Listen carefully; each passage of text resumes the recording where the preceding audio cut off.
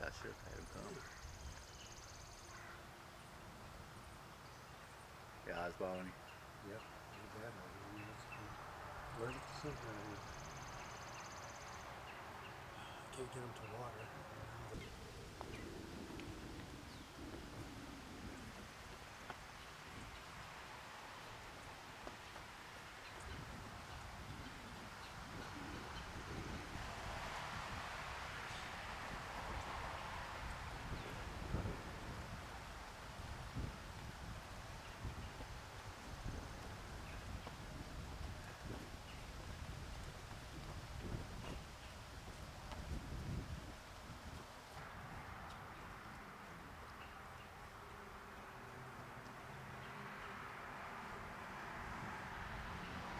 Tough time reading that. Yeah. Oh yeah. We don't think Yeah. we need it. You know,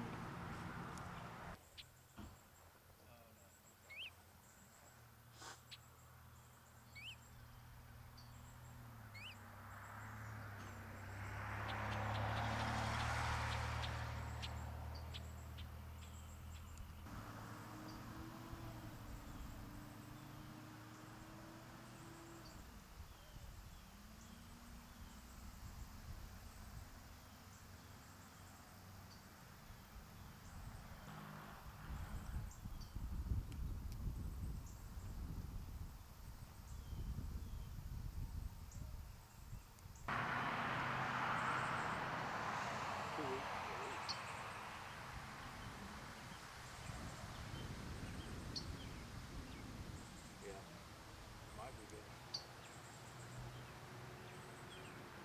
I'd call USA your case with good advice.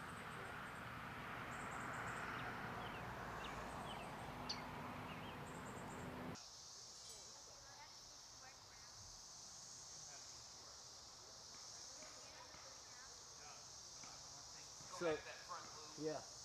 Thought he's got that journey. Might we can operate out the back of that to your.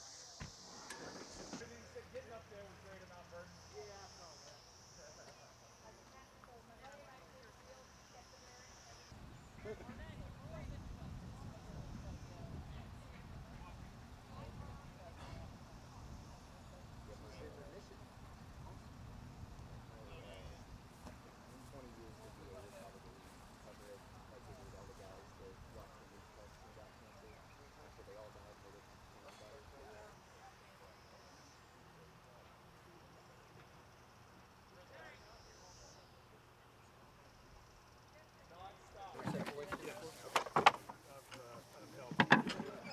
Benefited from other people who know what they're doing.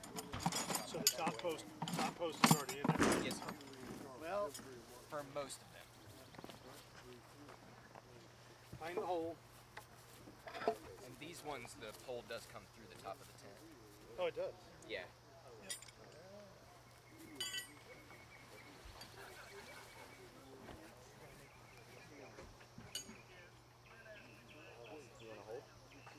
Huh? No. I was gonna sneak a little stuff.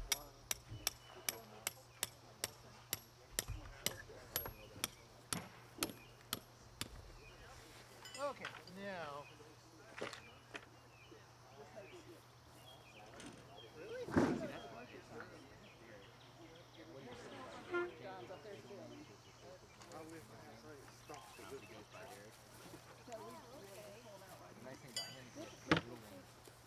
Like to have these. Okay, so you're learning, right? Yep. Keep these tied because put tension across the front of the tent. Right. Tight. Bottom one too. No, that's probably Just low okay. enough. Or the other thing to do. Stake one. That's why he was getting into it with his first kids. And then he ended up like As long as you're just trying to keep it from spreading. Wall.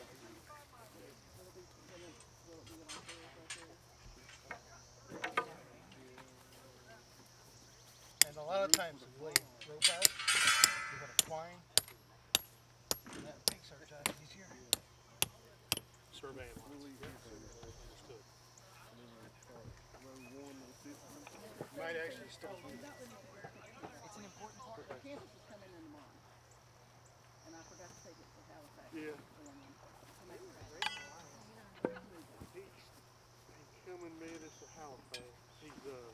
armorer, wholesaler. There's the gunsmith in it. Oh, yeah, Yeah. Yeah. Two more plus the spot there. One more.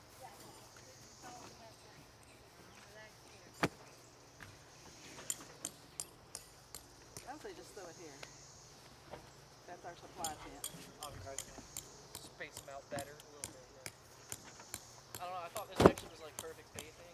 I was gonna wrap myself in the tent. Oh yeah. I mean, I figured that we were gonna try.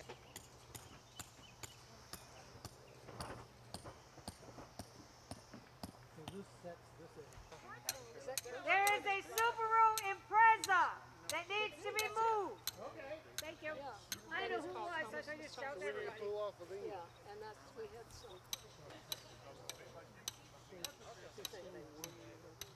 I mean, I hate to rush you guys, but if we're waiting on one pig, We found out we're even from real is what's that? I haven't gotten my hearing aids yet. forward if that's a little more on the slope, it might be a little bit flatter up. Forward. We gotta have a, and then the bale.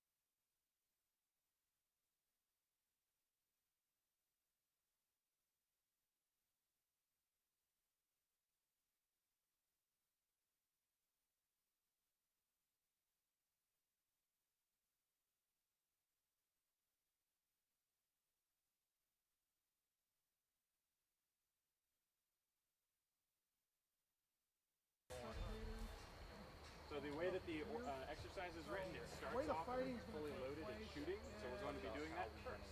Generally, they're going to come down. Poise, fire lock. And kind of curve in towards grabs it, the thumbs woodline up. stage here. So Just out of me and frame, Lauren? Yeah, just you. central location. You don't need This to. might be a good place. Just make the. Right. And you let it down the pipe. What's going to Not happen yet. is the cannon. That's the next command. It's cock fire lock. Oh, we're doing it. Here. We're doing ready taking fire. We're doing by the numbers. Okay. Yeah. So it is actually. Yes. We're going to do the full Poise. 15 to 20 Yep. minutes. So cock fire lock, it'll be turn the barrel opposite your face, place the thumb on the cock, raising the elbow square at this motion. That's motion 1. So it'd be turned like that. Yep. So barrel opposite your face, come to face you.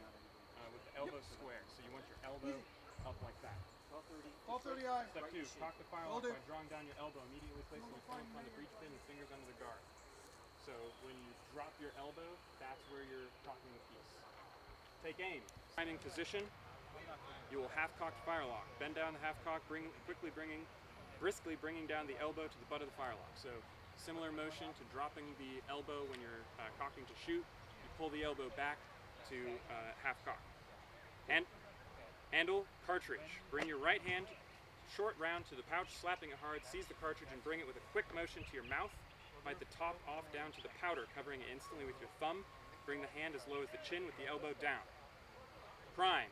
Shake powder into the pan, covering the cartridge again. Place the 3 last fingers behind the hammer with the elbow up. Behind the hammer? This is the hammer. Yeah. Yep. Sorry. So 3 fingers with the other 2 holding the cartridge with the thumb over the top of the cartridge to protect your powder, and the 3 fingers to shut the pan.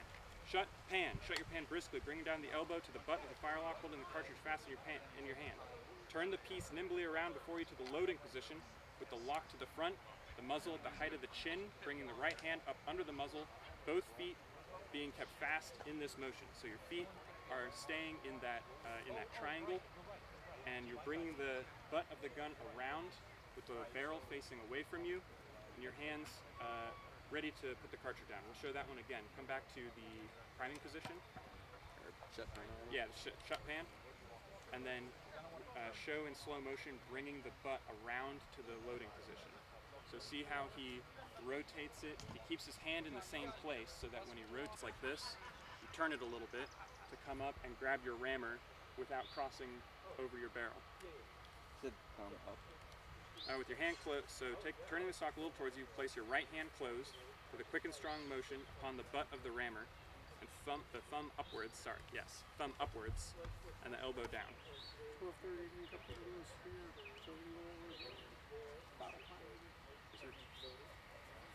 Draw a rammer, 2 motions. Draw your rammer with a quick motion half out, seizing it instantly at the muzzle, backhanded. Draw it out, turn it, and enter it in the muzzle. So ideally it should be 2 motions. You should draw it halfway out, grab it again, and then into the barrel. To be up, right? That's my understanding. It's like that. Yeah, thumb upwards, and the elbow down. So draw your rammer with quick motion, half out, seizing it instant at the muzzle, backhanded. For the purposes of what we'll be doing, we won't actually be drawing the rammer, but we do this for our safety inspection.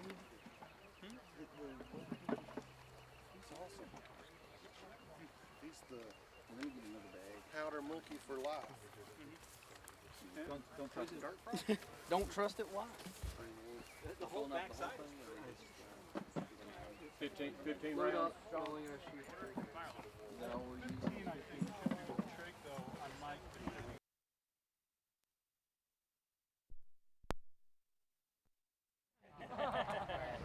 Right now we roll in on Friday night, we set it up, and then tomorrow, when they go to the site, Haven't heard food from them. So this is what they basically ate? well, Smoke sounds good. pretty much, we do not put out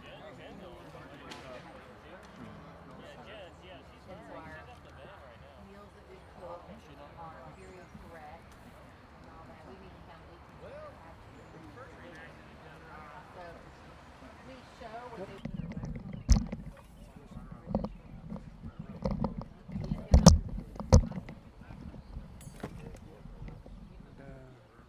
our I'm gonna take this vest off and put my coat on.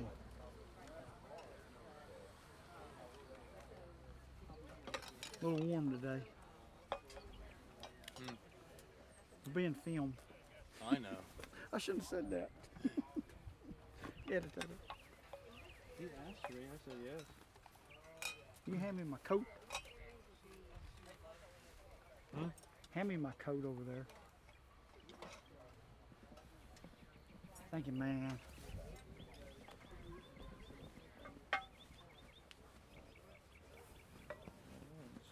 I got to nap my flint. I noticed my spark wasn't sparking. Sparky was getting a little dim.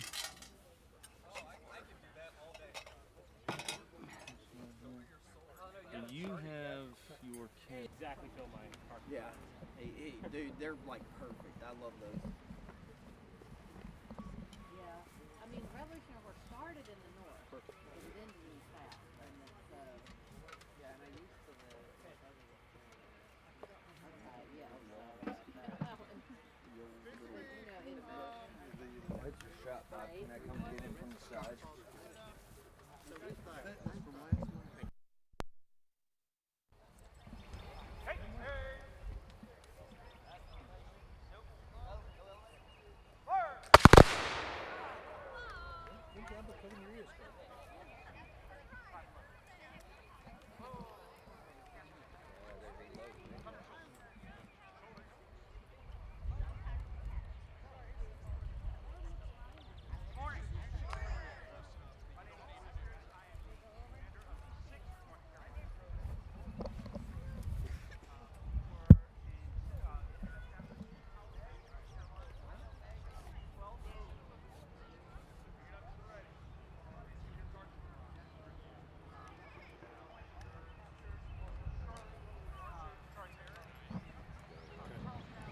Warm during winter of everybody is carrying the same musket. It's the French Charleville. The Americans love the French Charleville. If they were carrying a British musket and they came across the Charleville on the field, they'd drop the British musket and they would pick up the Charleville. Easier to clean, easier to maintain. It's just a nicer weapon. To talk about that, I'm going to have my sergeant come out. Sergeant Sean McGall. Yep. Sean, Sergeant, come on out. Good morning, everyone. Good morning. So these men, very basic. Order fire alarm. So, of course, you might have an officer. He's going to be leading the men, but the body and backbone of the Continental Army by von Steuben's drill book is the sergeant. So that sergeant, he's going to maintain these men. He's going to be acting on the flanks of that company, and he's going to be watching every movement that they do. He's going to try to make them as efficient as possible. And the main efficiency that we take from the English and the Europeans that von Steuben brings to us is European drill, specifically in the way of movement and the main duty of loading our muskets. In our situation, loading a musket should be as fast as the European, which anyone want to hazard a guess how fast we load our muskets? Sir? 1 minute? That's a bit slow for us. How fast do you think? Come on. 20 seconds. 30 seconds. 20 seconds I heard over here. 30?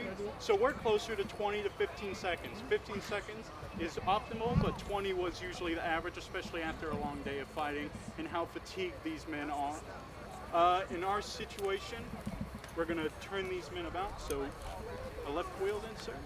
No, we're going to fire just like this. Okay. Yep, we'll maintain. All right, so we're going to go over the loading procedure. All right.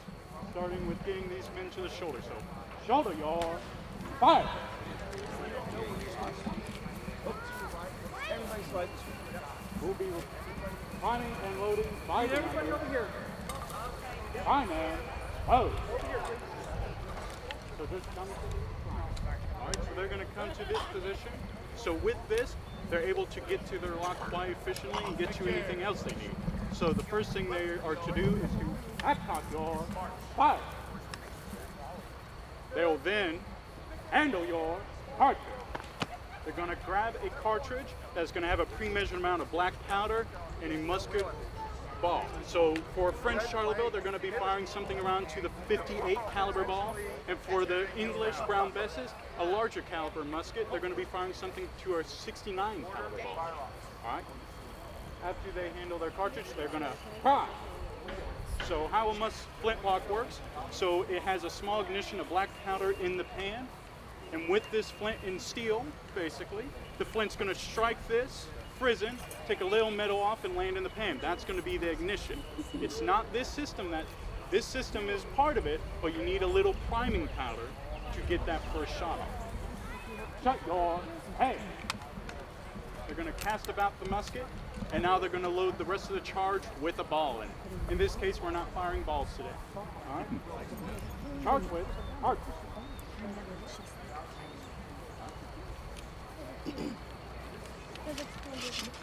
Got your rammer.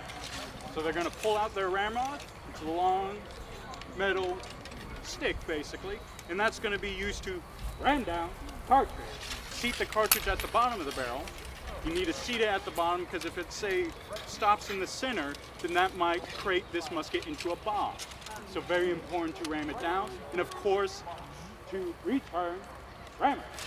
They're going to put the rammers back into the musket so they don't fire off their ramrods, as we need the ramrods to continue firing. All right? And after all that, they're ready to fire once more. Shoulder your fire. All right? Any questions so far of what I said? Pretty easy, right? So generally, they're not going to do it as I was doing it there, where I was telling them every command. They're going to be simply told to prime and load once, and then after that, they're to do it right after they fire, come to the shoulder and wait for the command of an officer to give the order to fire again. They're going to be firing en masse. A man that has practiced with a gun and maybe has a ledge to fire, these guns, you could possibly hit a man-sized target at 100 to 80 yards, but optimally you might have 50 yards because these men are fighting. They're going to be a bit shaken. You're not going to take the best of aim, so thus they kind of become inaccurate. These battles are going to take place around 200 to 300 yards. Optimally, you want to get to 100 yards where you are hitting your marks quite easily. So Americans do exactly that and get closer. Some of us even have rifles. We have one rifle on the end. So those are going to be able to hit a man-sized target easily at 300, 200 yards. But, of course, not exactly the best at loading and firing. That might take upwards of 30 seconds, possibly a bit faster with a normal cartridge, but then you lose accuracy with that cartridge. So the musket, that is our military weapon. This is our bread and butter. This is how we operate. Rifles are good, but this is better, for especially a warfare we're fighting. All right, I think we're ready to fire again, sir. All right. Good, Poland.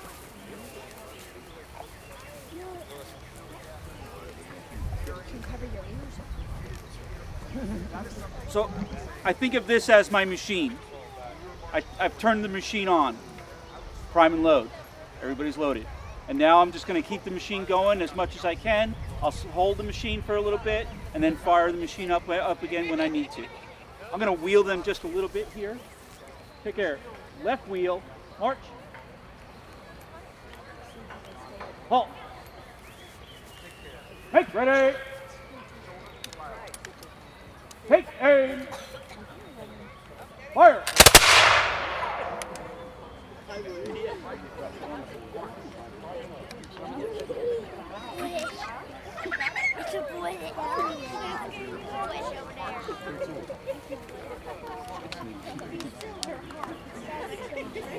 It's scary, Jackson, you don't want this river. Why'd you get it?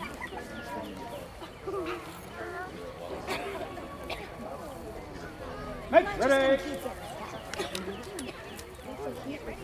Take aim. Fire. Cease fire. Cease fire.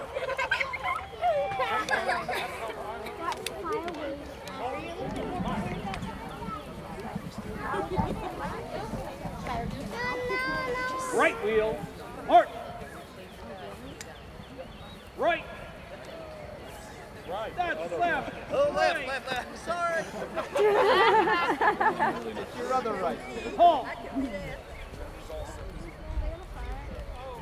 Ladies and gentlemen, the 6th North Carolina. I'm going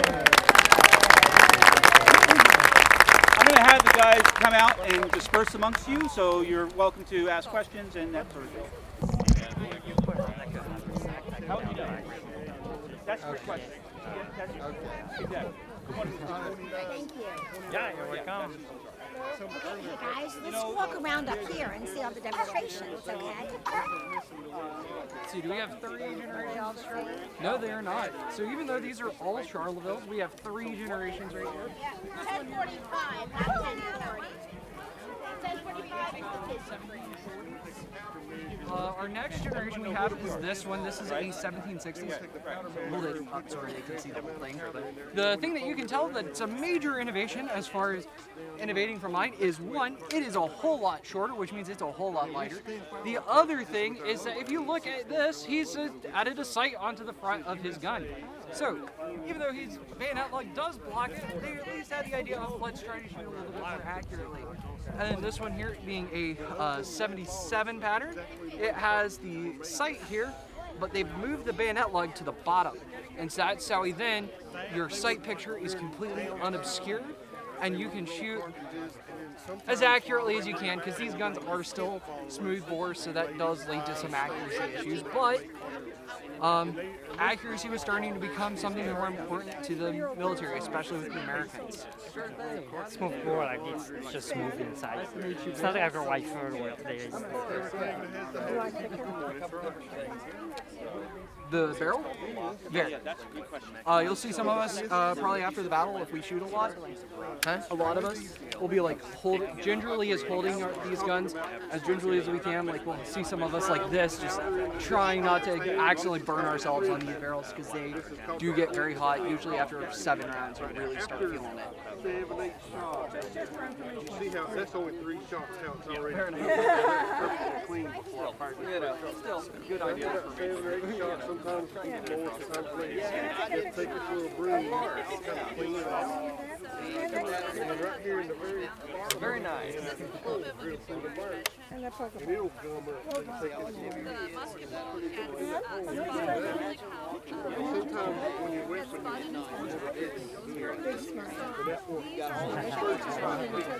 Of course. Clean the whole out. And also got a little rag that I wipe off the clean. And then you reprime it. And back to fire and move it.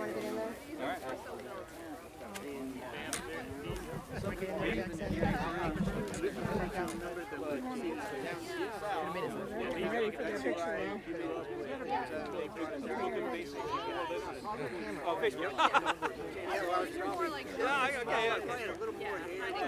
Yes, I am. I am on both cases. That's funny. Ready? Thanks, guys.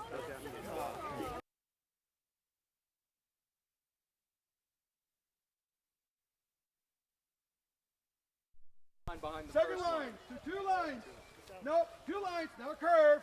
Everyone come around. Come around. 1, 2 lines. There you go, 2 lines. All right.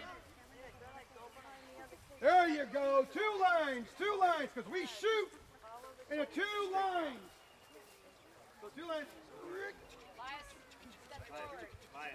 There you go, You come over here. There. All right, there you go. Nope, you go back. There you go. You sit right there. All right. This is how we shoot from. Unfortunately, due to government and everything else, we can't issue muskets right now. Sorry, but can you do this? All right.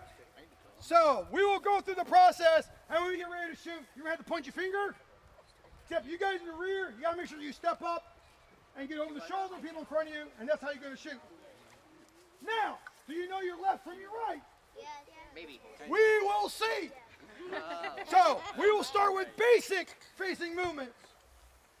A left face, the right face, and about face. Because what we are is a light infantry unit. Our job is we move very quickly. We protect the cannon. We protect usually the front of the infantry. We're usually in support of the cavalry. To do that, we do this thing called Howe's light infantry drill. To do that, we got to be able to move. To do that, you got to be able to face to your left, face to your right, and turn around. Once you get ready to shoot, at that point, you turn around and shoot. So, first things first, I want everyone, when I say command of left face, you're going to turn to your left. Left face! So, y'all should be facing that way. Good job! Right face! Should be facing me. Good job! Now, about face. Turn around. There you go. Basic facing movements. Outstanding. About face. Now, to learn how to load your sort of kind of musket, this is why you gotta have your teeth. So, using your imagination. Exactly. I demonstrate over here, head it right. So, I'm gonna say the command of prime and load. You're gonna take your right hand, you're gonna slap your butt. You're gonna bring it to your mouth. You're gonna make it look like you're biting your cartridge, and then you're gonna fill your hand. Then, I'm gonna say, make ready. You're gonna stick your hand up in the air. Then I'm gonna say, take aim. And then you're gonna go, fire. And what are you gonna do? Yell bang. Okay, here we go. Make ready, arrow. Blah. Handle your cartridge. Slap your butt. Charge your cartridge. Bite your cartridge. Load your cartridge. Load it in your hand. Make ready. Take aim. Fire. Oh, louder than that. These are muskets. Let's try that again. Handle your cartridge. Slap your butt. Load your cartridge. Bite your cartridge. Pull your cartridge. Grab your hand. Make ready. Take aim. And fire. There you go. Now, what we're going to do is teach you what we call house infantry drill. This is how we move. Two-man column following me. And then when I say stop, you deploy back into this line and you get ready to shoot. You guys think you can do that? Well, we're going to find out. You guys. All right. Firehouse. To the front. So you guys face left. You guys turn right. March. Come towards me. In columns of two. No. Turn. Face me. Turn. Face me. Columns of two. Just go like this. Stop. Back up. All right. Try it again. All right. You know what columns of two is? Two ducks. All right. So let's do this. You two, come with me. Stop. All right. You and you face in. Walk in. Turn. Join them. You and you come in. Face in. That's how it works. Think you guys can do it? All right, let's try it again. Tug in your places. All right. All right, here we go. Here you go. To the front. There you go. Face. March. Okay, you two guys come out real slow. Column. Then you guys come in. Column. You guys come in. Column. There you go. Go. You come up. You come up. You come up. You come up. You come up. Yep, there. Go. Go. Follow them. There you go. You're doing it. Yes, you're doing it. And halt. Now, form your line. Come up.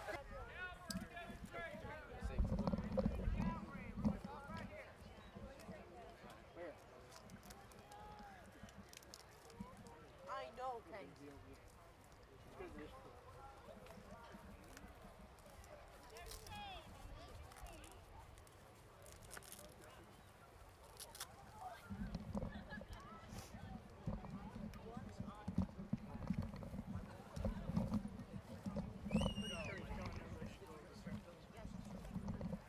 It's over there, David. Want to go? Yeah. We're members of the 3rd Regiment of Continental Light Dragoons. We normally do Continental, which is American, but because we have horses, we do both sides. In this battle, the Battle of Waxhaws, there were 2 regiments of mounted troops here, all under the command of Bannister Tarleton. Tarleton's own Legion were in the green coats of loyalists. They were loyalist Americans. They were Americans who were loyal to the king. They weren't British coming in from the home country. They were mostly from up north, Philadelphia, New York, Pennsylvania area. They were still fighting for the king. They did not feel like the revolution was proper, that it was disservice to the king and the crown, so they wanted to fight for their king. They wore green coats, which was normal for the loyalist troops in the early part of the war. I am dressed like a member of the 17th Regiment of Light Dragoons, which were British regulars, hence the red coat, right? Come on now, work with me. Smart, red coats, yeah, all right. There were 2 regiments of British cavalry sent here from England and Ireland. The one was here for a short time in 75 to 76 and went back home to England.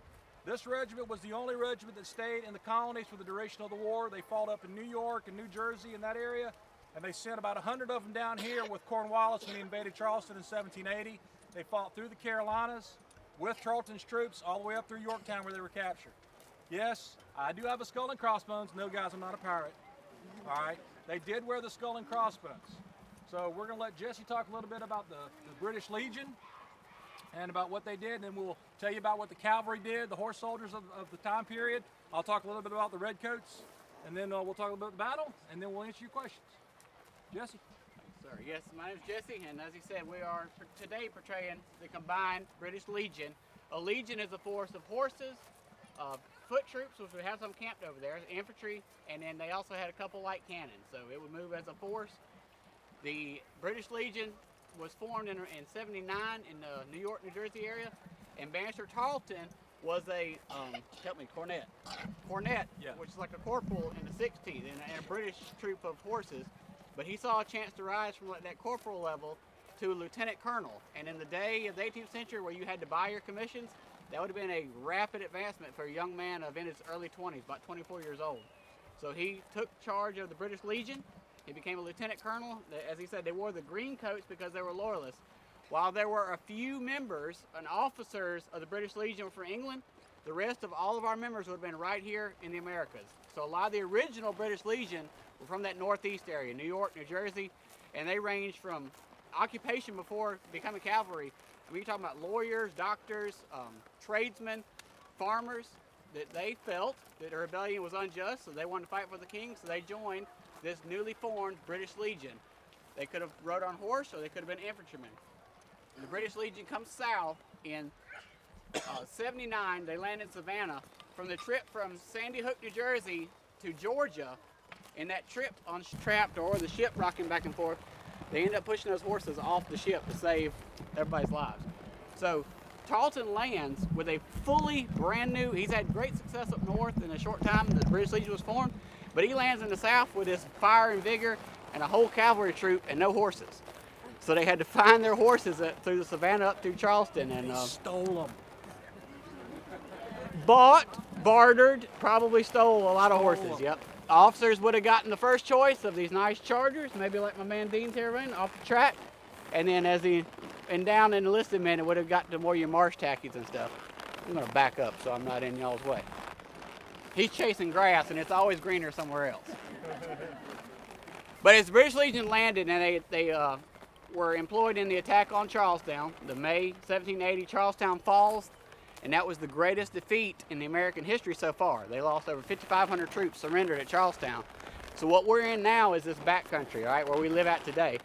And this is when Tarleton was really turned loose. At these areas like Waxhaws and Lennox Ferry and Monk's Corner, the cavalry was cut loose and they could run down these American patriot groups that were still out here around.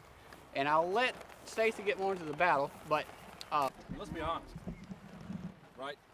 70th Light Dragoons were British regulars. They were what's called the Irish establishment. They were stationed in Ireland. They were formed in the 1750s. They were low numbers. There were only a small amount of cavalry because it's very expensive to maintain cavalry in your army. So there were only at the time, I think there were 20 regiments of horse. Of horse being horse soldiers. If you hear about a regiment of foot, they're foot soldiers, they're infantry. So a regiment of horse. The 17th, like I said, was in Ireland. And their nicknames were the Death or Glory Boys. This helmet was based on an original helmet that is in Paris. That's a whole other story I told somebody a second ago. There's only one surviving helmet from this period of this regiment. It's in the Paris Museum because the French stole it off a British officer at Yorktown, which is pretty funny. But we based our helmets on that. But the skull and crossbones was to emulate the death of Major Wolfe in the French and Indian War. He was a good friend of the colonel who started the regiment. They got to be known as, their motto was Death or Glory, and this helmet really symbolizes the Death or Glory Boys, and that's what they were called in the 1700s. They fought with this regiment here all the way up through the Cowpens, and at the Cowpens is where this regiment pretty much got decimated at the Battle of Cowpens, and that's a great battlefield if you ever go over there by Gaffney. Beautiful sight. This regiment was knocked down to about 12 men. So they were taking the brunt of the fighting. Tarleton used them as he should because they were his best horsemen. They were the most professional soldiers. So let's talk about the cavalry in the war. The cavalry in the American Revolution were not really fighting troops. They were more like reconnaissance troops. They could get around quickly on horseback. There were no cell phones, no GPS, no radars, no satellites. You had to use your troops to find out where the other army is and to protect yourself from that army. So while the line of troops, thousands long, would be on a road, the cavalry would be doing circles around them miles out, looking for signs of the enemy, talking to farmers, stopping farms, foraging, looking for horses, looking for food for the troops, and looking for the enemy. They were guarding and protecting that army. Not just the combat troops, but the wagon train, which went on for miles. That was their job, was supply. They also would send communications. They could get on these horses and go for miles and miles and miles to get communications back to where Cornwallis was at Camden when they were back up in the backcountry. The main weapon for the cavalry was the sword. Somebody? We had firearms. The soldiers were issued pistols. This is a single shot, basically a short shotgun. It's almost impossible to reload on horseback. It is not accurate. So you would use this for signaling. I got somebody around, I need some help, or for self-defense if you were really in a tight spot. Last ditch. And if you didn't have any shot, it makes a great club. And that's honestly why it's Brass Hilton. But the primary weapon was the saber. It was meant to maim, not necessarily kill. It's meant to knock that troop out of the fight. If you read some of the pension reports of this battle in the early 1800s when these guys were requesting their pension from the Congress that they fought here, they were talking about the casualties here because that piece of steel on horseback, when a soldier stands up in his stirrups and slashes down, he's catching your head, your shoulders, your arms, knocking off limbs. It's not necessarily sharp where you would think you would just slice through like you see in the movies. It would hack like a butcher's cleaver. Just think about a cleaver hitting somebody in the soft part of the shoulder. It would break the collarbone, going down to the spine. It would maim a person for life, knocking off fingers and hands. But it would take that troop out of the battle, and that's what it did. Here at this battle, I'm not going to be, some of these guys are better educated than me about the battle, where the American column screwed up was one, they didn't surrender to Tarleton. They should have.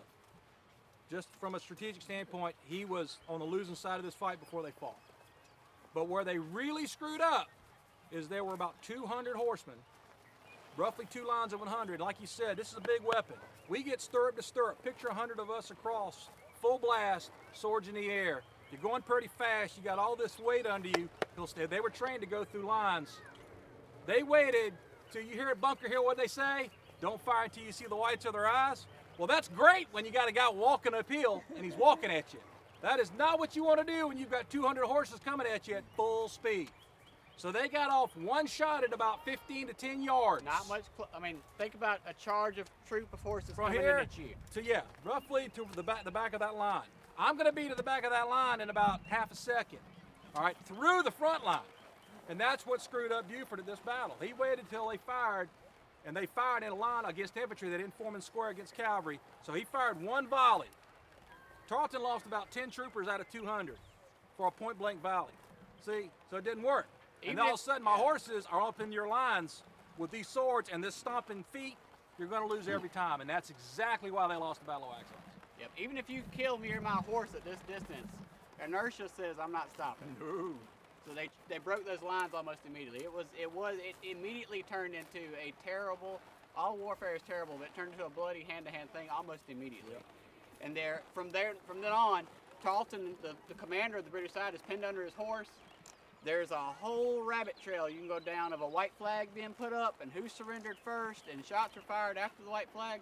But in my opinion, the reality of it is there were men in the midst of battle, and it's kind of too late to surrender at that point. So there were a lot of bad things going on. What it did for the Patriot side, while it was a loss, and a brutal loss to the Patriot side, is the Americans learned really quick about I.O. campaign, or propaganda. And Tarleton was immediately labeled as a butcher, as a murderer, as killing prisoners. Whether he did or didn't, it didn't matter. The story was out. And 1780 for South Carolina was the darkest time in the entire Revolutionary War. think about it, the war's already been going on for 4 years, since 1776 or 75. But it finally comes south, and in 1780 particularly, Charlestown falls, the capital. These battles right here happen, and the morale is low for the Patriot side. In August of this same year, 1780, Camden falls, but you start to see a turn because there was always a glimmer of hope, and there was always some good propaganda from the Americans on, look at what these British are doing. You know, these are, and the Loyalists. Because again, I'll say one more time, the British Legion was almost fully formed of American colonists chosen to fight for the king. Only the 17th were from that England area.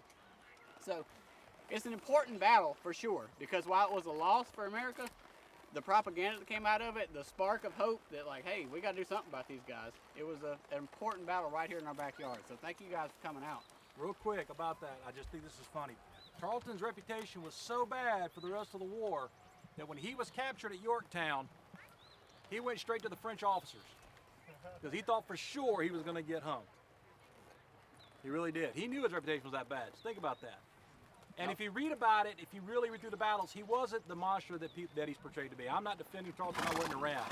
He was just a very aggressive cavalry officer. But if you look at the history of cavalry officers, Jeb Stuart, Light Horse Harry Lee, okay, you want that audacity and that kind of courage in a cavalry officer. That's what they're for. John Wayne? Yeah. So, we could talk all day, we really can. Questions? But any questions from you guys about the horses? Wouldn't there have been a second or third wave of ships full of soldiers coming over from Britain? Did that happen at all in the war? It was a constant. The problem with when you get into the upcountry is that we are a 3-hour to 4-hour car drive from Charleston. There are no main roads. There was the Great Wagon Road coming from Charleston up through Lancaster up into Virginia. That was the only main road. So their base of supply was in Charleston. And then you had to, you've got your troops sitting right here. And there weren't thousands of soldiers like you would see in maybe the Civil War. He had hundreds. So if his base of operations is in the mid-country in Camden, he's got to send troops back and forth guarding that supply wagon. You got Francis Marion down in Georgetown and Colleton County and Charleston capturing those things. So you're having to use troops. So all of his troops, his supply lines were being cut constantly. So they were coming from England, but they weren't getting to the troops in the backcountry. His soldiers looked so bad after Guilford Courthouse, the British Army, when they got to Wilmington, they looked like the scragglers. And you wouldn't think that from the British, but they didn't have their wagons, they didn't have their packs, they were shoeless, they were wore out because of that line of supply. Another quick answer to that question, the war been going on for 5 years, and the British never had enough horses, ever. Well, they only had one main troop left in the 17th who was attached to the British Legion. There were other, there's constant requests for we need more horse troops. What was your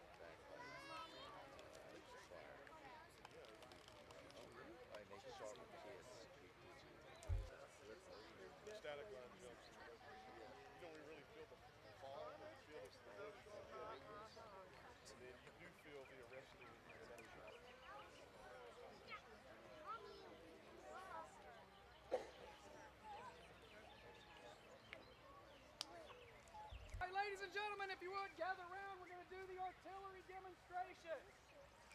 So what you see before you is a 3-pound light field artillery piece. It is called a 3-pounder because the weight of the cannonball that this gun shoots is a 3-pound cannonball. Okay, so that's why it's called a 3-pounder. In reality, this gun with the tube and the carriage weighs between 700 and 800 pounds. I think it's 792 pounds exactly. So it's not very lightweight. This is the king of the battlefield in the 18th century. Disease kills more people than anything else, but then it is the artillery that reigns supreme when it comes to being the killing machine in war. With the solid shot and a full charge, the maximum range on this weapon is about 1 mile. Okay? Typically we wouldn't use it at that distance simply because the energy left would not be all that great. And the other side of this is if you're shooting at people and you miss, you've wasted a shot. The primary round, sir? The primary round that this weapon uses is what's known as quilted grape shot. Does anybody know why we call it quilted grape shot? Anybody? Yes, sir. Because it looks like grapes. Outstanding. So this is the primary projectile that we're going to fire. This is an anti-personnel projectile. Contained in this little bag that looks like grapes is 18, 20, 30 steel balls that turn this cannon into a giant shotgun with a range of 600 to 700 yards. The effective range of muskets at the time is 80 to 100 yards. The max range of muskets is about 200 yards. So you can see the huge difference that firing 30 shots at a range where they still have hundreds of yards to cover before they can reach us is advantageous. It gets about a 30 to 40 yard spread at that distance, and it mows out entire sections of the infantry. As they continue to close and get within, say, 300-400 yards, we're going to shift to what we call canister shot. Canister shot is just a tin can, and this has anything we could put in here: glass, nails, broken pieces of iron, rocks, old coins. Whatever it is that we put in here makes this a shotgun that immediately spreads out. So as that infantry begins to get close enough, or the horse begin to get close enough to attack this weapon, we can really hit them where it hurts and back them up off the gun. So to fire this weapon normally takes 6 positions. Normally takes 6 positions. We're going to do it with 5 today. First position is up here on the left front end of the gun. You can see this implement that this gunner is holding. It's called a worm. It looks like a little corkscrew device. And what we're going to do is we're going to use that to get any debris that's down the barrel out of the gun. Powder at the time is stored in either silk or linen or even flannel bags. And when you fire this gun, there's the chance some of this might be burning down in that barrel. We want to get all that out, because if we put another powder charge on top of embers, it's going to go off. The implement and the gunner's hands and or arms are going to go with it. So it's very, very important when we talk about all these positions. It's about extinguishing anything in the barrel so that we don't hurt ourselves. So that first implement, again, is the worm. It goes down the barrel. He then turns that implement to gather up any big pieces of cloth and drag it out of the gun. The second implement up here on the right is known as the sponge rammer. It serves 2 functions. On the first end, you see that sponge. We wet it in a bucket, and again, it's to extinguish any embers that the worm may not have gotten when he searched the piece. So the sponge goes down the barrel, but before it does that, the third position is our prime or bombardier position. You can see he's got a piece of leather on his thumb that he's going to place over the vent of the cannon. And again, this is all about extinguishing things. So when we ram the sponge down, we don't want to fan flames by pushing air. And then when the sponge comes out, it draws a vacuum and extinguishes anything that remains in the gun. So now that all that stuff is done, typically back there where the box is behind the gun, we have what we call the runner or the powder monkey. They're going to have these charges in the box that when we handle an advanced cartridge, they're going to run that charge from the box to this position on the front of the gun. Then we charge the piece. So the bag and whatever projectile we're going to fire goes down in the front of the barrel. The next step is ram down cartridge. So that implement, the sponge rammer, gets flipped around to the ramming side and rams all of that stuff home. Now we shift back to the back position on the right. He's holding what's called a pick. Okay, we got to open up that bag of gunpowder somehow so that when we put fire to this, there's a path for that gunpowder to burn. There's a couple different ways you can do this. The British were smart, and they also had lots of money. So they had what they called quick fire tubes, which were a sharp brass tube filled with gunpowder, to where it was essentially a disposable pick with gunpowder in it. They just jammed it in there, jammed it in the bag, and they're ready to go. The French used a manual pick like we will, and had a giant powder horn that they would then just dump powder down that vent. For the Americans, we kind of did a hybrid system. You could take the quills off feathers, right? They're hollow. You could fill those with gunpowder, pick the bag open, and jam those down in as a quick fire tube. The fourth position is what's known as the linstock position. You can see that there's a piece of rope hanging on that implement, and if you're close enough, you can see smoke kind of trailing off of that piece of rope. That rope is known as slow match. It's been chemically treated to burn very, very slow, but very, very hot. So that's why it's called slow match. As the gun is ready to fire, as the gun commander, the person with the linstock is watching the sword. This is a very loud thing, and if you had 5, 6, 7, 10 cannons shooting, lots of people are yelling fire all at one time. So the linstock person is watching the individual gun commander on the order to give fire. When the sword drops, that lets the linstock know it's this gun's turn to fire. So hearing all of that spiel, how long do you think it takes to fire this gun? And if you've been in a talk earlier today, you're not allowed to answer. Anybody have any ideas how long it takes? 30 seconds. I've got it 30 seconds over here. You're close, but too long. 24, you're getting closer. 20 seconds, outstanding. So, because this operates like a pit crew on a modern racing team, each person has a job that they do. We can fire this cannon at the same rate of fire as the infantry can fire their muskets. And we get 30 shots every single time. So one gun has the same battlefield, I guess, equivalence of nearly an entire company or battalion of men. So we're going to fire this gun 3 times. The first time we're going to shoot it by the numbers I'll call each command.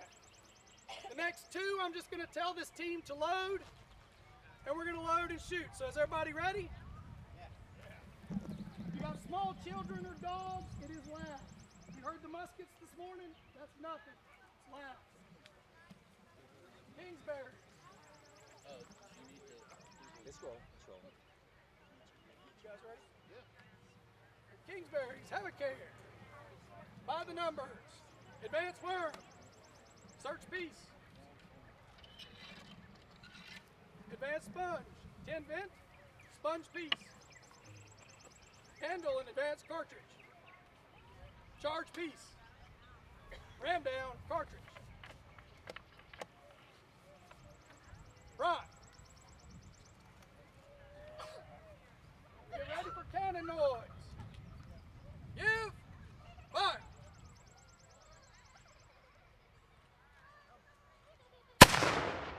Kingsbury's load.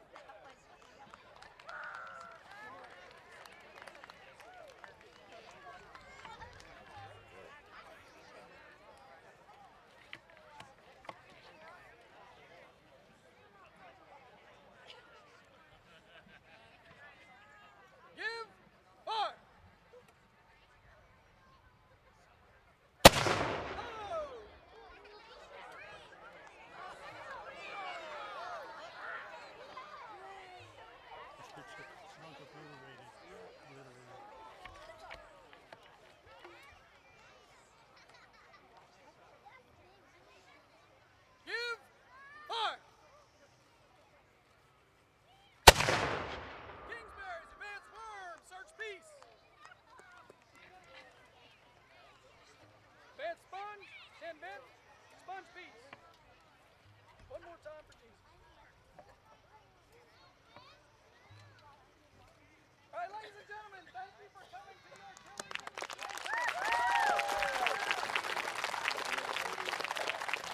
If you have any questions, this tent that looks like this They're facing. 100 men and 5 cannon know that he can't catch him. He cannot walk fast enough. So he calls on Charlington. Go camp. One of his troops pays a visit to Thomas Sumter's plantation while they're in Camden. Now at the time, Sumter is away, but his wife's at home. She's paralytic, burned it to the ground. So as they're in Camden, they found out that Colonel Buford has in Charleston. These were not a combat force. Most of these men were brand new enlisted. He was told, go to Hillsborough. They did detach 4 men from the 3rd Continental Light Dragoons, and they turned and they started the march. Now, when Tarleton had learned that Buford was ahead of him, he increased his pace because he really wanted to catch him. Now, again, you got to really imagine, it is really hot in the Carolinas. I know, please stretch your imagination. It gets hot here in the Carolinas. Just let you know. Okay. Y'all can hear me though, right? Yeah. He was an officer in the Army, so. Yeah. Like I said, generally that's why I say it. It's not my tactical knowledge, it's my booming voice. So, again, as they're coming up, we're 20 miles away. Not looking good for the home team. All right. So that gun weighs 300 pounds. This is the preferred gun used down here during the American Revolution because it's a lot easier to pull. With you can actually lift it up and carry it on your shoulders, so it can cross streams, it can go through rivers, you can go over fences. Vice a 6-pounder. 6-pounder weighs 3,000 pounds. You need oxen to pull it, and to get the oxen, you have to rent them. And once you lease it from the farmer, all he does, brings to the battlefield, lets them go, wishes you the best of luck, and leaves. Horse artillery has not been developed yet. So generally in a battle, 3-pounders you can escape with, 6-pounders, really the only thing you can do is spike the gun. Any other questions? Oh, just saying hi. 500 brand new recruits and about 100 remnants of the South Carolina militia. He does have 4 horsemen from the 3rd Continental Light Dragoons that have been attached to him because they no longer needed him. Now he knows that he's being chased. He's trying to figure out, he's trying to keep ahead of Tarleton by continuing to march. It is a very hot May in 1780. So the men are suffering as they're marching, as you imagine. They've been marching all day.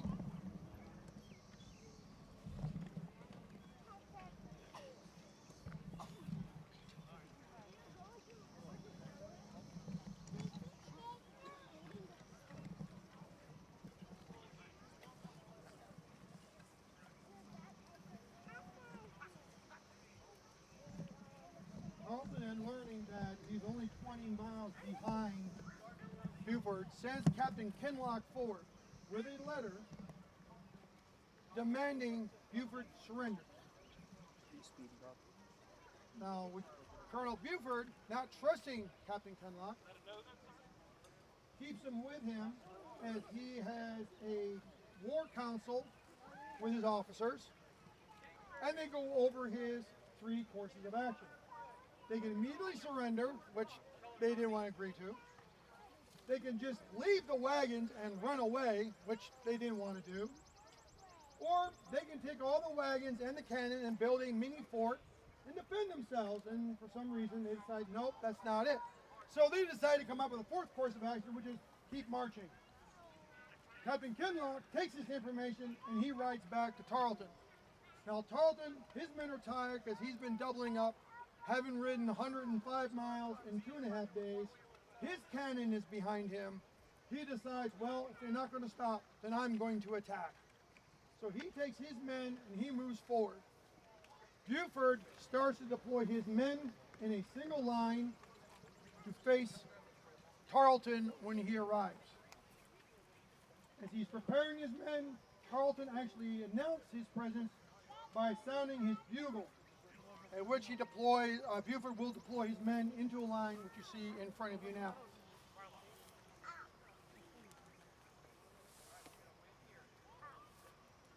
So this is, Tarleton actually captured all 4 members of the Light Dragoons at 3 o'clock in the afternoon. Buford knew his position was not looking well. Complete out of the Hollywood psychological. They were on the high ground, the sun is behind them. So imagine you're a brand new soldier, this is your first battle, and there is 140 horsemen who just pulled their sabers on high ground facing you. Do you really want to stand there to face a charging cavalry?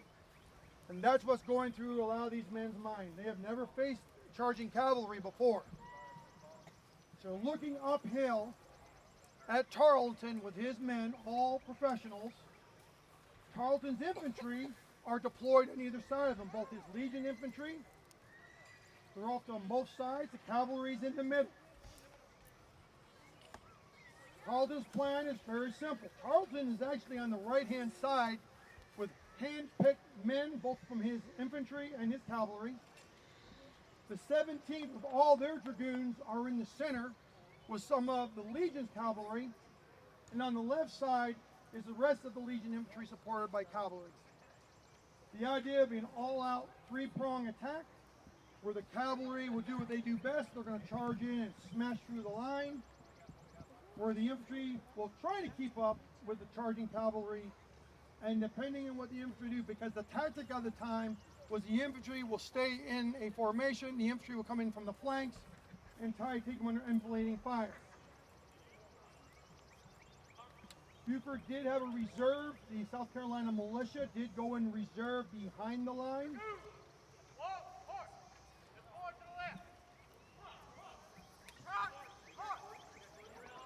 And here comes Tarleton in the charge.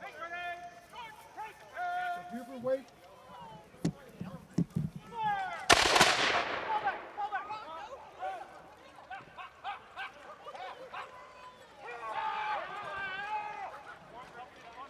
And just what happened on the battle, the men like, yeah, I'm not very good about this whole charging cavalry thing. They did break into small groups. So this is where, again, history and what we learn is not 100% accurate. This was a fight. They did break up into small groups. This forced the Legion infantry to break off and fight with Buford's small section of infantry. The only thing that would protect the Buford's infantry from the cavalry is when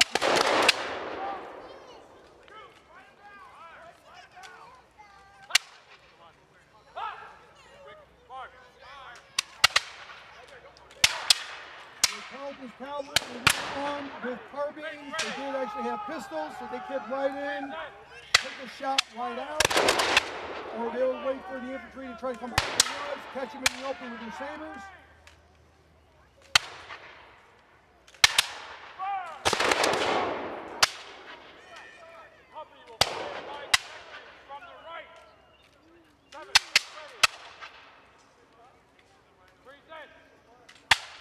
Cavalry would always fall back, reform, and then go in as an organized group. Legion infantry would always, just like with low fire, get ready to get close enough to charge with the bayonet.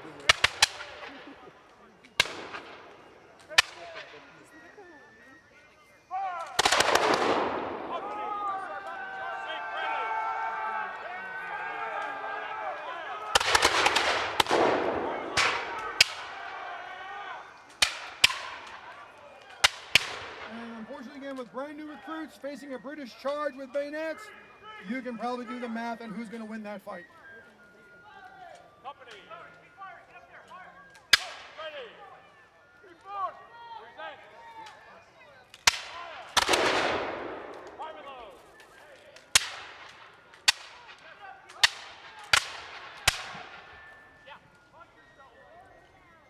So this again shows you, and what history says, Buford only fired 1 round and was massacred.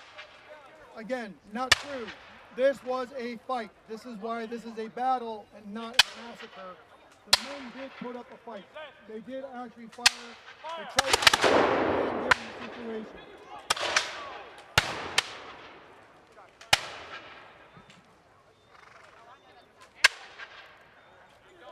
So when Buford saw that it was not looking good for the home team, he did try to send out an ensign to surrender. The problem is they couldn't find Carlton. Carlton was on the right side of the line. Every officer he approached goes, I'm not in charge, go to someone else. So the poor ensign was running all over the battlefield in the middle of the battle trying to surrender to somebody who wouldn't accept his surrender. So contrary to again what history said that the man who went out with white flag got killed immediately is not correct. Carlton, unfortunately, the one person who did get shot at the opening volley was his horse. He's lying underneath his horse. He's trying to get up underneath a dead horse, so he's not really in charge right now. So that's why they can't find him. So the messenger trying to surrender is just going back and forth. Until then, it is a battle. Every commander is still commanding his unit. The companies are fighting as companies. Until someone makes a decision.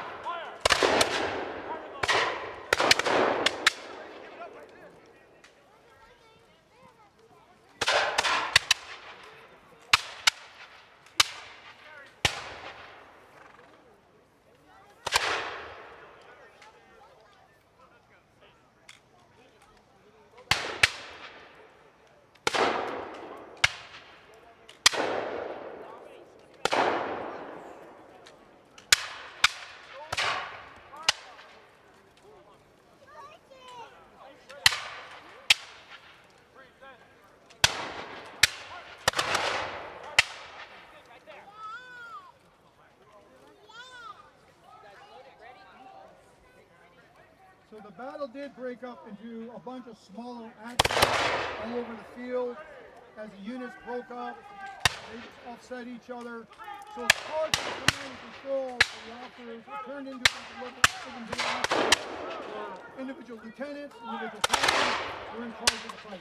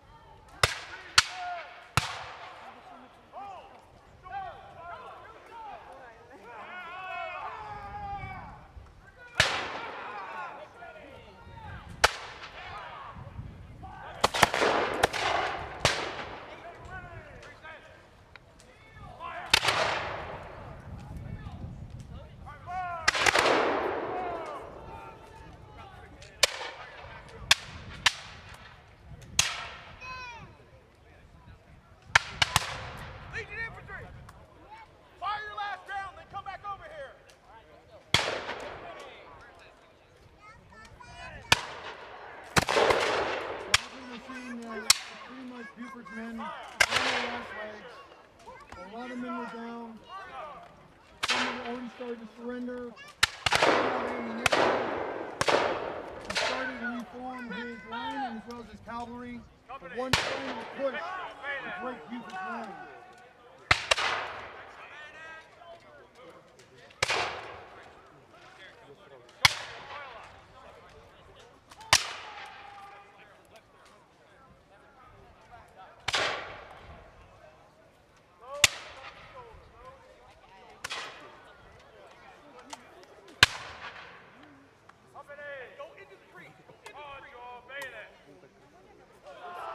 The British are now preparing for a bayonet charge.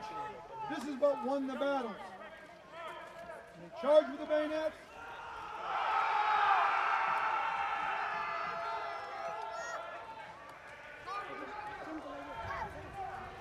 And once again, this is what history taught you was wrong. They did not butcher the prisoners. They captured them. They brought them out. At the end of this battle, there would be over 130 Patriot dead. They would take over 250 prisoners. The only men who escaped was Colonel Buford and 100 men of the advance guard. They rode away. Colonel Buford would be court-martialed for this battle, but he would be acquitted. But the prisoners were brought out. Now, because of the ferocity of this battle, there were some heinous wounds. One man, Captain Stokes of the 2nd Virginia, suffered 23 wounds. He lost his right hand to a saber. His left arm took 8 saber hits. His head took one. He was open from the top of his head down to his jawline. When he was laying there, one of the Legion infantry bayoneted him twice. When he was still sitting there, another legionnaire came by and asked, "Are you dead yet?" He goes, "No, I have not asked for quarter, nor am I going to ask for quarter. You might as well finish me off now." Stabbed him 2 more times. He lived. That's how come we know about it. He wrote about it. He lived to the end of the war with 23 injuries. Some of the casualties did lose a lot of arms. But contrary to popular belief, what was put in because of the massacre, the British were not going around bayoneting all the wounded. They took them prisoner. They captured all the wagons. So all that equipment that was going down to Charleston is now going to the British Army. 55 barrels of gunpowder, a portable forge, 2 6-pound cannons, 23 wagons of supplies. All are now going to the British Army. All the muskets that these men were carrying are now going back to the British Army. This is not what history teaches us. This is why we in this reenactment want to show you is what truly happened, so you have a better appreciation, so we can honor the memory of the men who fought at Battle of Waxhaw.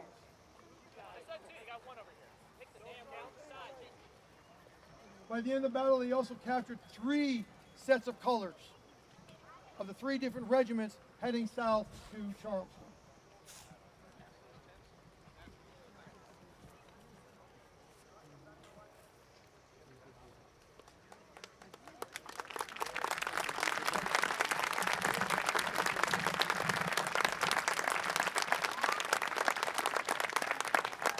Now, do I have any questions?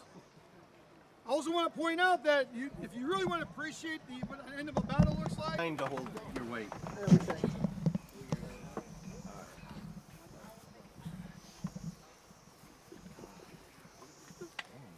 Getting surgery is worth sitting in the shade.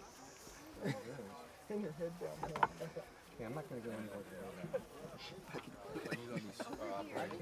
Yes. So maybe we should be on this side. Well, I'm going to have to step that way to get my equipment too. So. Are you getting her? Well, stand closer to it. There you go. Get in tight. A little more. There you go. Keep coming in. Keep coming. Not you. Lady, keep coming in. There you go. There you go. Thank you. Everybody ready? You got out like you died. All right, we're good. We're going. Word rapidly spread throughout the region of the horrors witnessed in the aftermath of the battle. Buford's men suffered horrible wounds and mutilations, which have been corroborated in the Revolutionary War pension records filed by veterans of that battle. The wounded were transported from the battlefield by wagon to the Waxhaw Presbyterian Meeting House, which had been converted into a makeshift hospital. You oversoon, sir. Have your faith in God, son. Your faith in God almost over. Bring you through. Is it? Bring you through, son. This is unimaginable. The horrors of this. Let us not forget this day. Yep. It's over.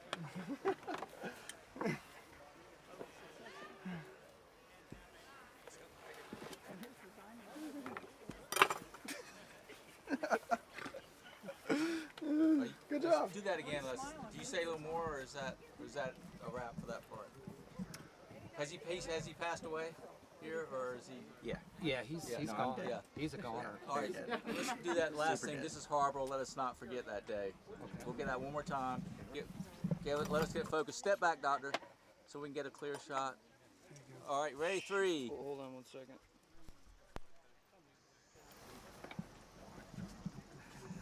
All right. Go. This is horrible. This is a travesty, an atrocity. Let us not forget this day for as long as we live. The horrors and atrocities of this day.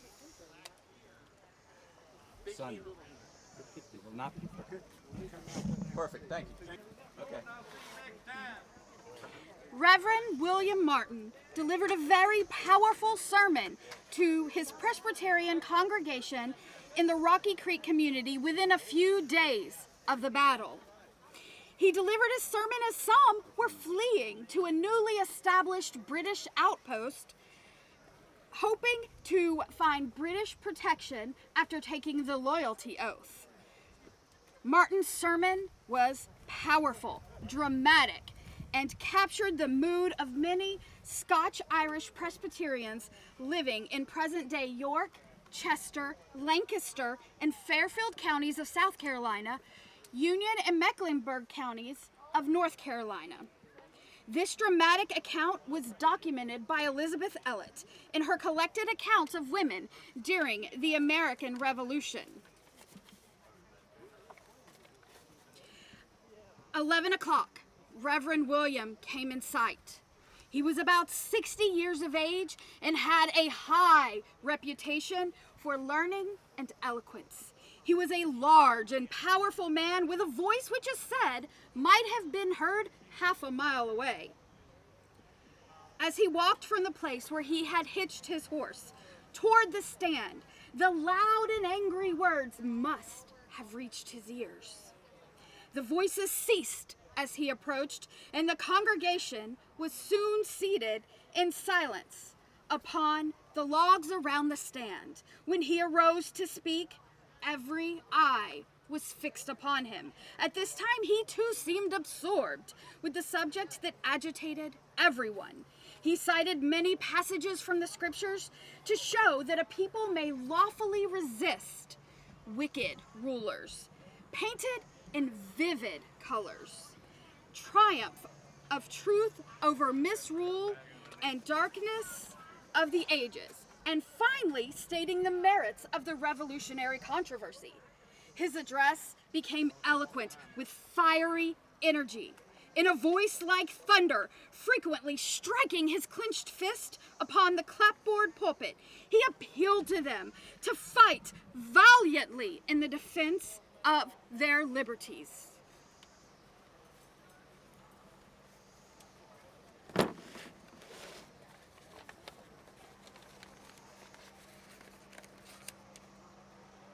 My hearers, as your pastor, in preparing a discourse suited to this time of trial and tribulation, I have sought for all light, examined the scriptures and other helps in ancient and modern history, and have considered especially the controversy between the United Colonies and the mother country.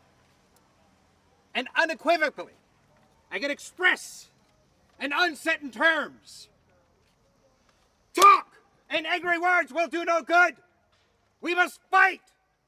Sorely have our countrymen been dealt with, till forced to the declaration of their independence and the pledge of their lives and most sacred honor to support it.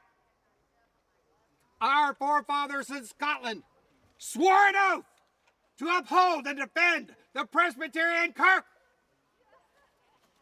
Now is our turn, brethren, to maintain this fight at all hazards. Go see the tender mercies of Great Britain at the Waxhaw Presbyterian Meeting House. In that church, you may find men, though still alive, hacked out of the very semblance of humanity. Some men deprived of their arms, mutilated trunks, some with one arm or leg, and some with both legs cut off. Is not this cruelty a parallel to the history of our own Scottish forefathers, who were driven from their conventicles and hunted like wild beasts? My brethren, we must fight!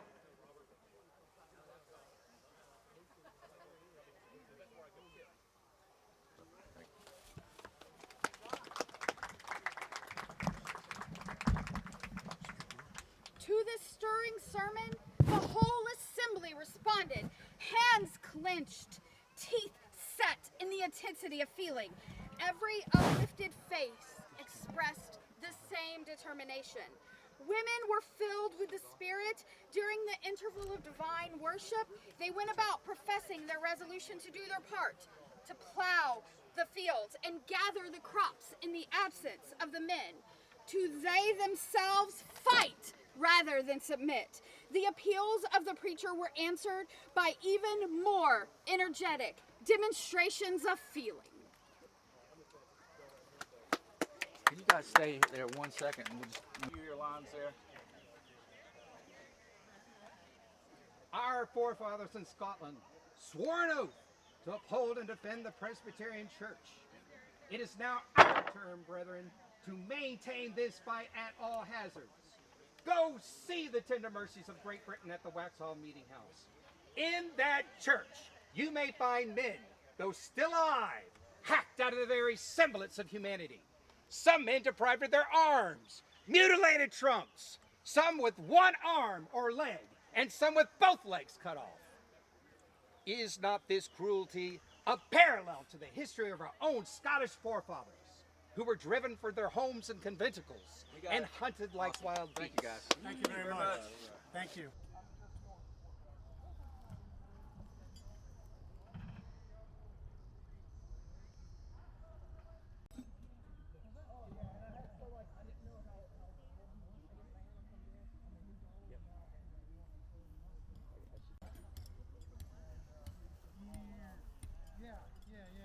So anyway, being all right. The reason why they ran out of hunt.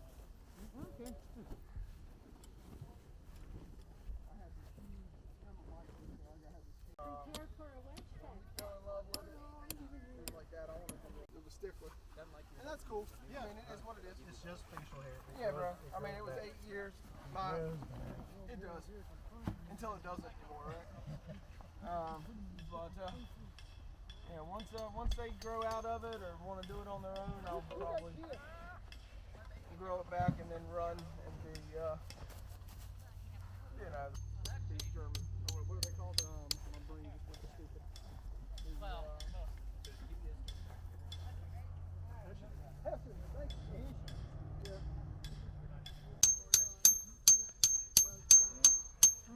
Right back in a little.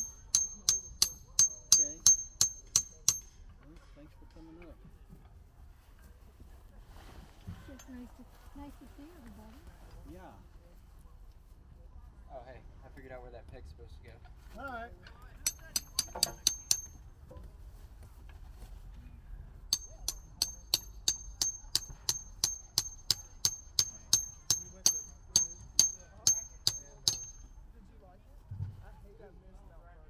Well, a couple years. Oh, okay.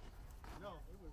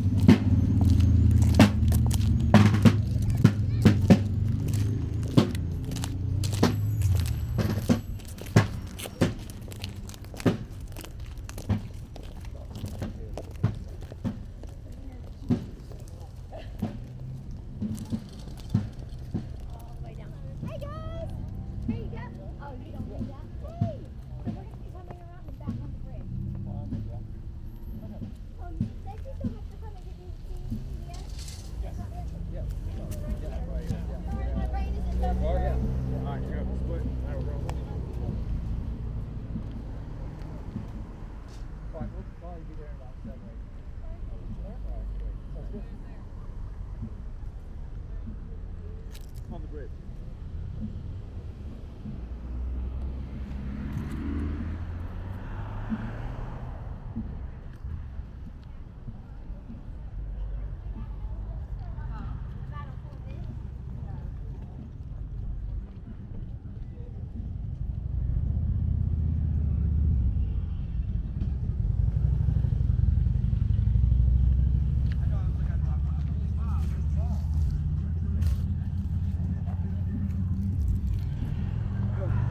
Thank you, sir. Still rolling? Yeah, sorry, I didn't have my glasses on to turn it off. So, Nathan, that's the mayor right there. Yeah, I mean, he walked up to me and said, "So are you guys going to interview the mayor?" I said, "Yeah, we're going to interview him on that bridge right there." He's like, "Well, I'm the mayor."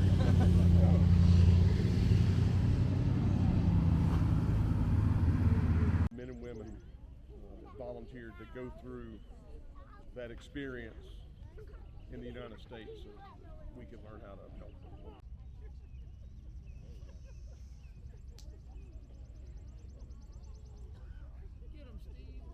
If one of them rides over here and proceeds to say we're not done yet, I'm taking him off the fucking course. Do it. We've got powder and we've got grease. In reality, this gun with the tube and the path for that gunpowder to burn. There's a couple different ways you can do this. The British were smart, and they also had lots of money. So they had what they called quick fire tubes, which were a sharp brass tube filled with gunpowder to where it was essentially a disposable pick with gunpowder in it. They just jammed it in there, jammed it in the bag, and they're ready to go. The French used a manual pick like we will and had a giant powder horn that they would then just dump powder down that vent. For the Americans, we kind of did a hybrid system. You could take the quills off feathers, right? They're hollow. You could fill those with gunpowder, pick the bag open, and jam those down in as a quick fire tube. The fourth position is what's known as the linstock position. You can see that there's a piece of rope hanging on that implement, and if you're close enough, you can see smoke kind of trailing off of that piece of rope. That rope is known as slow match. It's been chemically treated to burn very, very slow, but very, very hot. So that's why it's called slow match. As the gun is ready to fire, as the gun commander, the person with the linstock is watching the sword. This is a very loud thing, and if you had 5, 6, 7, 10 cannons shooting, lots of people are yelling fire all at one time. So the linstock person is watching the individual gun commander on the order to give fire. When the sword drops, that lets the linstock know it's this gun's turn to fire. So hearing all of that spiel, how long do you think it takes to fire this gun? And if you've been at a talk earlier today, you're not allowed to answer. Anybody have any ideas how long it takes? 30 seconds. I've got a 30 seconds over here. You're close, but too long. 24, you're getting closer. 20 seconds, outstanding. So, because this operates like a pit crew on a modern racing team, each person has a job that they do. We can fire this cannon at the same rate of fire as the infantry can fire their muskets. And we get 30 shots every single time. So one gun has the same battlefield, I guess, equivalence of nearly an entire company or battalion of men. So we're going to fire this gun 3 times.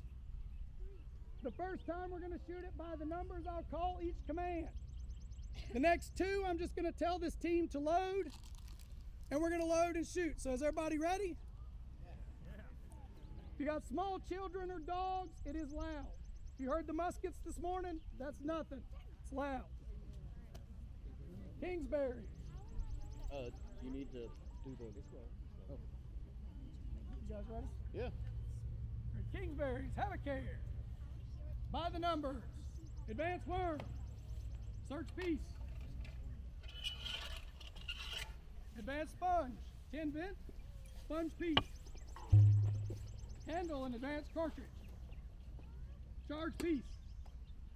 Ram down cartridge.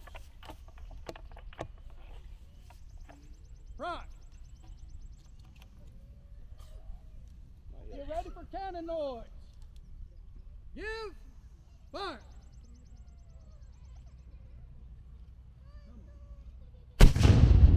Kingsbury's low.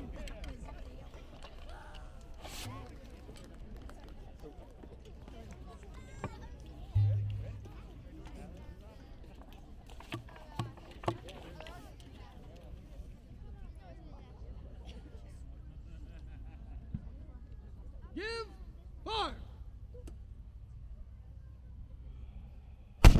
Low.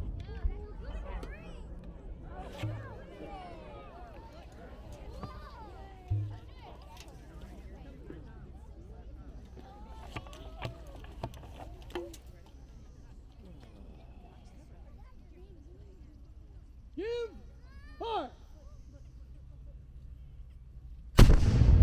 Kingsbury's advance firm. Search peace. Bed sponge, 10 vent, sponge piece. One more time for Jesus. All right, ladies and gentlemen, thank you for coming to the artillery demonstration. If you have any questions, this tent that looks like just a fly, we're going to be dragging the gun back up under there. Feel free to stop by, ask any questions you may have. You can look at, touch the gun, etc., etc. Thank you again for coming out. Have it on the battle and men like, yeah, I'm not very good about this whole charging cavalry thing. They did break into small groups. So this is where, again, history and what we learned is not punishment. Recall! Reform! This was a fight. They did break up into small groups. This forced the Legion infantry to break off and fight with Buford's small section of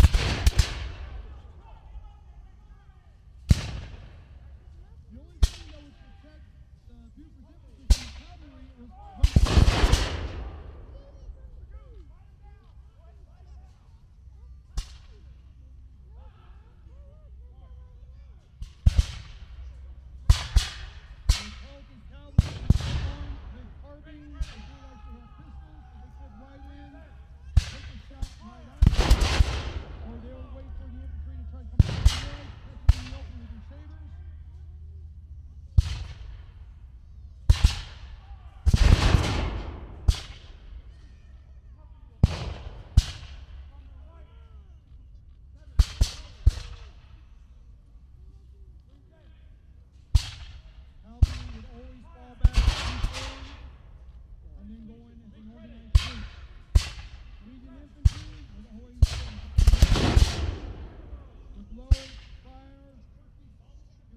close enough to charge the bayonets.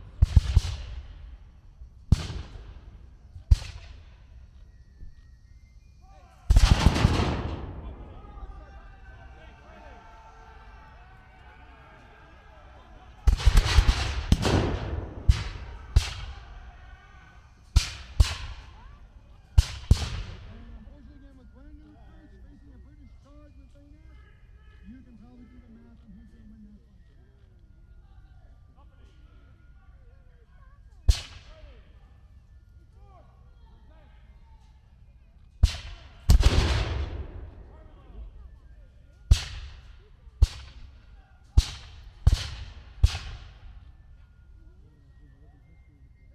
So this again shows you and what history says. Buford only fired one horse. Again, not true. This was a fight. This is why this is a battle, not a massacre. The men did put up a fight. They did actually fire the situation.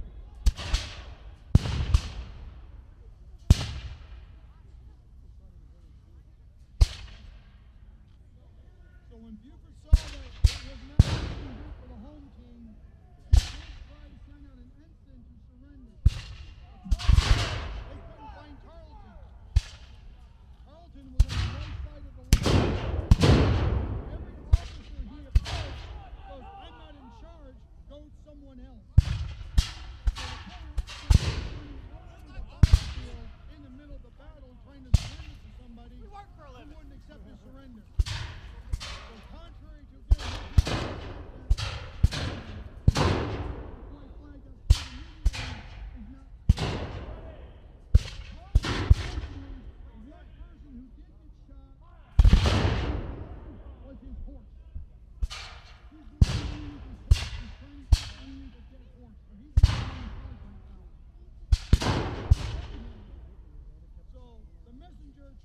surrender is just going back and forth.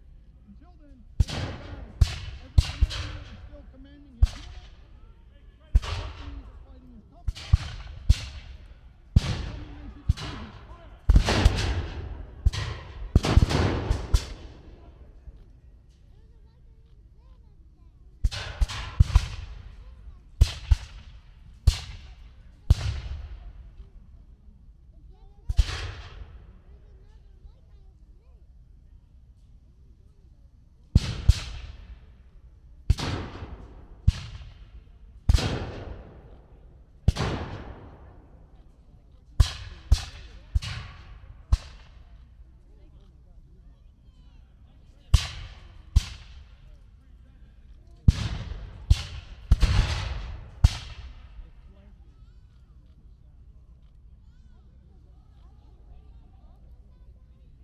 So the battle did break up into a bunch of smaller acts.